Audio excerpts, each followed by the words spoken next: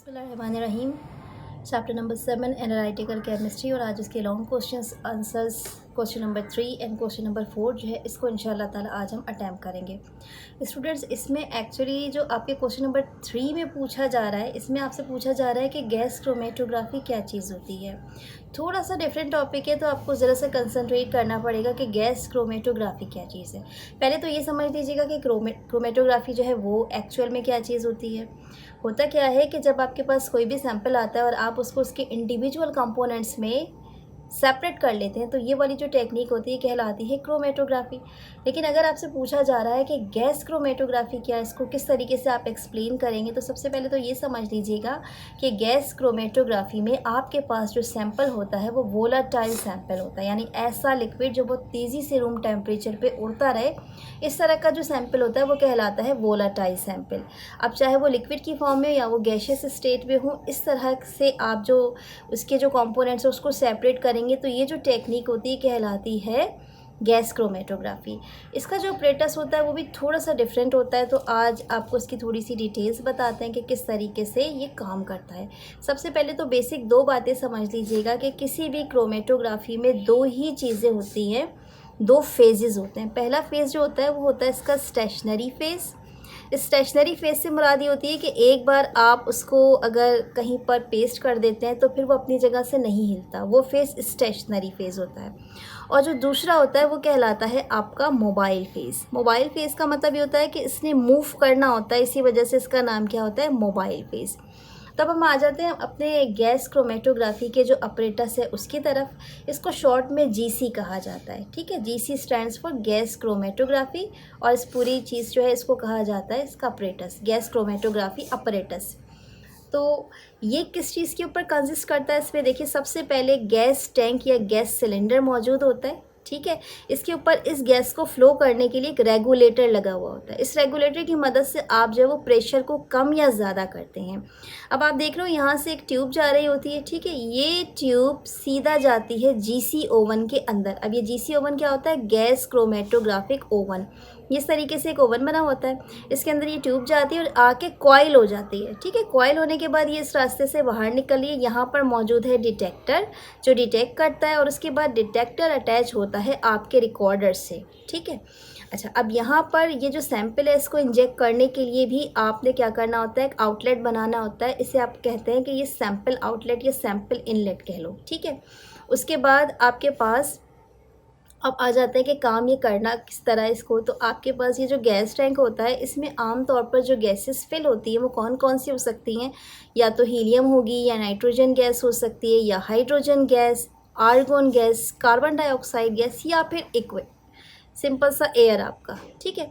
तो अब होना क्या होता है इसमें कि जो भी आपके लिए कन्वीनियंट है आप वो वाली गैस यहाँ इस्तेमाल कर लेंगे। ये गैस इस्तेमाल होगी एज अ मोबाइल फेज़। अब सवाल ही पैदा होता है स्टेशनरी फेज़ किधर है आपका, तो स्टेशनरी फेज़ लिक्विड की फॉर्म में होगा, या फिर अगर वो सॉलिड होगा तो आप उसको किसी सॉल्यूशन में डिज़ोल्व करके लिक्विड की शक्ल में बनाएंगे और फिर उसको कहेंगे सैंपल, और उसको बाय इंजेक्शन आपने यहाँ इस सैंपल इनलेट से अंदर एंटर करना होता है। ये वाली जो चीज़ होती है ये आपकी होती है स्टेशनरी फेज़। अब प्रोसेस कैसे स्टार्ट होगा, सबसे पहले जैसे ही आपने इसको स्टार्ट करना है, गैस क्रोमेटोग्राफी का जो प्रोसेस है इसको कंप्लीट करना है, तो आपने गैस टैंक जो है इसको ओपन कर देना है। यहाँ से आप रेगुलेटर जो है वो ऑन करेंगे और इसको प्रेशर देंगे। ये जो रेगुलेटर है जो प्रेशर देगा ये तकरीबन 40 से लेके 80 psi यानी कि पाउंड पर स्क्वायर इंच के करीब का प्रेशर होगा जो यहाँ जाएगा, और उसके बाद ये पूरा आप देख रहे हो यहाँ पर ये इक्वली डिस्ट्रीब्यूट हो जाता है। तो एक बार जब आपका ये मोबाइल फेज़ इक्वली डिस्ट्रीब्यूट हो जाता है, उसके बाद नेक्स्ट काम आप क्या करते हैं, आप इस जीसी का जो टेम्परेचर है इसको मेंटेन करते हैं, और इस गैस क्रोमेटोग्राफी ओवन का जो टेम्परेचर है तकरीबन 400 डिग्री सेंटीग्रेड या इससे थोड़ा अबव होता है, इससे कम नहीं होता।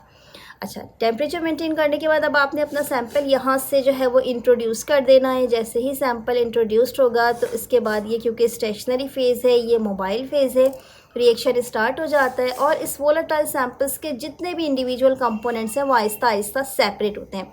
अब ये यहाँ पे जो डिटेक्टर है वो इसको डिटेक्ट करता है, और इसके साथ एक बहुत ही सोफिस्टिकेटेड रिकॉर्डर मौजूद होता है जो इसकी छोटी सी भी जो वेव्स होती हैं उसको कैलकुलेट कर लेता है। तो एक्चुअल में होना क्या होता है, आपने गैस क्रोमेटोग्राफी में जितने भी वोलाटाइल कंपोनेंट्स हैं उसके जो इंडिविजुअल पार्ट्स हैं यानी इंडिविजुअल कंपोनेंट्स हैं उनको रिकॉर्ड करना होता है। इसका रिकॉर्डर आपको यहाँ मिल जाता है, ठीक है। तो ये होता है किस्सा मुख्तसर किस तरीके से ये गैस क्रोमेटोग्राफी जो है इसकी वर्किंग होती है। इसको मज़ीद आप पेज नंबर 116 जो है उस पर भी चेक कर सकते हैं, लेकिन वहाँ पर जो डायग्राम है वो हो सकता है आपको थोड़ी सी मुश्किल लगे। तो अगर पॉसिबल हो तो आप इस डायग्राम को जो है वो ड्रॉ कर लीजिएगा। आपकी आसानी के लिए मैंने बाकायदा लेबलिंग जो है प्रॉपर तरीके से इसमें कर दी है, और इसके साथ साथ आपको प्रेशर और जो टेम्परेचर है इसकी भी इंफॉर्मेशन दे दी है। और एक बात और बताते चलें आपको कि ये जो आपका गैस सिलेंडर होता है ये स्टेनलेस स्टील से बना हुआ होता है। इसके अलावा इसके अंदर ये जो पाइप जा रही होती है ये आमतौर पर या तो क्वार्ट्ज से या फिर ग्लास से बनी हुई होती है, ठीक है। बाकी चीज़ों में मेटल इस्तेमाल होता है और सिलिकॉन्स भी इस्तेमाल होता है किसी हद तक। तो इस तरीके से गैस क्रोमेटोग्राफी जो है ये आपने डिटेल में समझ ली कि क्या करती है, कैसे काम करती है। 2 फेजेस होते हैं इसके, स्टेशनरी एंड मोबाइल फेज़। और इसके साथ साथ आपको ये भी बताते चलूँ कि ये जो प्रोसेस है ये सबसे पहले जिस साइंटिस्ट ने इन्वेंट किया था, इसको सबसे पहले स्टार्ट किया था, इनका नाम था जॉन पोर्टर मार्टिन। और इनका जो सन है ये तकरीबन बनता है 1950 यानी 1950। तो इस चीज़ के ऊपर इनको एक नोबेल प्राइज़ जो है वो भी मिल गया था, क्योंकि ये वाली जो इन्वेंशन होती है पहले से पहले सॉलिड और लिक्विड्स जो है उनकी तो क्रोमेटोग्राफी होती रही थी, लेकिन फ़र्स्ट टाइम ऐसा हुआ था कि वोलेटाइल लिक्विड्स या फिर गैशियस जो स्टेट्स हैं उनकी क्रोमेटोग्राफी जो है वो इन्होंने डिस्कवर की थी। तो इसीलिए ये नोबेल प्राइज़ होल्डर कहलाए थे। तो ये वाला क्वेश्चन जो है यहाँ पे कंप्लीट हो जाता है। अब हम अपने नेक्स्ट क्वेश्चन की तरफ मूव करते हैं, जो कि हमारे इसका जो आंसर है हमारे पेज नंबर 117 जो है वहाँ पे आपको मिल जाएगा।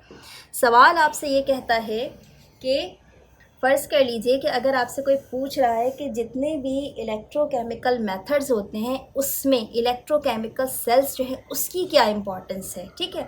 तो सबसे पहले तो ये समझ लीजिए इलेक्ट्रोकेमिकल मेथड्स क्या होते हैं। इलेक्ट्रोकेमिकल मेथड्स या इलेक्ट्रोकेमिकल एनालिटिकल टेक्निक्स का मतलब होता है कि जहाँ पर आप चार्ज को या आइंस को या फिर ये कह लीजिए कि इसकी कंसंट्रेशन को मेजर करते हैं with the help of any instrument, जिसमें क्या चीज़ इन्वॉल्व हो जाती है, इलेक्ट्रिसिटी। तो अब जितने भी इलेक्ट्रोकेमिकल एनालिटिकल टेक्निक्स हैं वो एक चीज़ कॉमन इस्तेमाल करते हैं, वो कहलाता है आपका इलेक्ट्रोकेमिकल सेल। तो ये जो सेल है ये असल में 2 हाफ सेल्स जो है इसके ऊपर कंसिस्ट करता है। तो आप यहाँ पे डायग्राम देख सकते हो कि किस तरीके से 2 छोटे से बीकर्स मैंने यहाँ पर बनाए हैं। एक जो है ये कैथोड है, दूसरा जो है वो एनोड है। इसकी बात क्या होती है ख़ास कि ये दोनों एक दूसरे से कनेक्टेड होते हैं by means of salt bridge, और ये सॉल्ट ब्रिज किससे बनता है, पोटाशियम क्लोराइड KCl से। इसकी मदद से ये दोनों एक दूसरे से कनेक्ट होते हैं, मगर किस सेंस में कि सिर्फ एक्सचेंज ऑफ आयंस पॉसिबल होता है, यानी कि इलेक्ट्रॉन्स जो हैं सिर्फ वो मूव कर सकते हैं, बाकी जो सॉल्यूशन है वो एक जगह से दूसरी जगह यहाँ मूव नहीं करता। तो आम तौर पे जो कैथोड होता है यहाँ पे रिडक्शन होती है। रिडक्शन का मतलब होता है ये गेन ऑफ इलेक्ट्रॉन करता है, ये आपका पॉजिटिव इलेक्ट्रोड होता है और ये बनता है कॉपर सल्फेट से। जबकि आपके पास जो दूसरा आपका एनोड है, एनोड ऑक्सीडेशन करता है। ऑक्सीडेशन का मतलब होता है कि ये लॉस इलेक्ट्रॉन्स करता है, ये आमतौर पे जिंक सल्फेट से बना हुआ होता है। तो जब भी केमिकल रिएक्शन जो है वो बैलेंस्ड होता है तो इस वक्त कोई भी एक्सचेंज ऑफ इलेक्ट्रॉन पॉसिबल नहीं होता, यानी आपका ये जो वोल्ट मीटर है ये ज़ीरो होता है, ठीक है। लेकिन जैसे ही इलेक्ट्रोकेमिकल रिएक्शन स्टार्ट करते हैं, हम कोई सैंपल एंटर करते हैं अपने इलेक्ट्रोकेमिकल इंस्ट्रूमेंट में, तो उसके साथ ही एक्सचेंज ऑफ इलेक्ट्रॉन्स स्टार्ट हो जाता है, क्योंकि उस सैंपल के अंदर जो भी आयंस हैं या जो भी इलेक्ट्रॉन्स हैं, ठीक है, वो अपना चार्ज जो है वो स्टार्ट कर देते हैं सीक्रेट करना, जिसकी वजह से क्या होता है कि यहाँ पे एनोड पे ऑक्सीडेशन स्टार्ट हो जाएगी, कैथोड पे रिडक्शन स्टार्ट हो जाएगी, फ्लो ऑफ इलेक्ट्रॉन स्टार्ट हो जाएगा, जिसकी वजह से इलेक्ट्रिसिटी बनने लगती है और ये जो वोल्ट मीटर है ये रीडिंग देना शुरू कर देता है।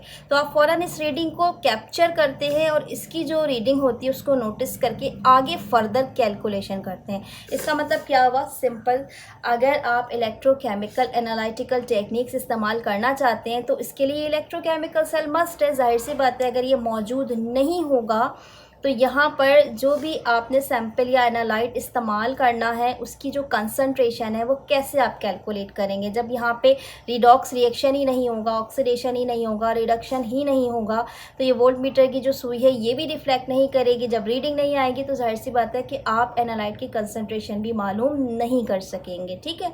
तो आई होप सो कि ये क्वेश्चन आपको अच्छे से समझ में आ गया होगा कि अगर आपको कंसंट्रेशन मालूम करनी है या आयन मालूम करना है या चार्ज मालूम करना है तो ये मौजूद होगा, इसकी रीडिंग में डिफ्लेक्शन होगी, तो उसी रीडिंग को आगे इस्तेमाल करके आप अपनी कैलकुलेशन करोगे। मज़ीद पेज नंबर 117 पर भी इसकी इन्फॉर्मेशन मौजूद है। ये डायग्राम भी वहाँ पर एज इट इज़ मौजूद है, आप वहाँ से इसको कॉपी कर सकते हैं। तो इसके साथ ही आज हमारा जो लॉन्ग क्वेश्चन आंसर्स है इसका पार्ट 2 भी मैंने कंप्लीट कर लिया है। और इंशाल्लाह ताला अगली वीडियो में मल्टीपल चॉइस क्वेश्चंस को और टेस्ट योर सेल्फ्स को जो है वो हम कवर करने की कोशिश करेंगे। और आपसे एक बात और कहेंगे कि अगर आपको हमारी वीडियोस अच्छी लग रही हैं, आपको पसंद आ रही हैं, तो प्लीज़ इसको लाइक कर लीजिए और चैनल को सब्सक्राइब कर लीजिए। अपना बहुत सारा ख्याल रखिएगा। टेक केयर एंड अल्लाह हाफ़िज़।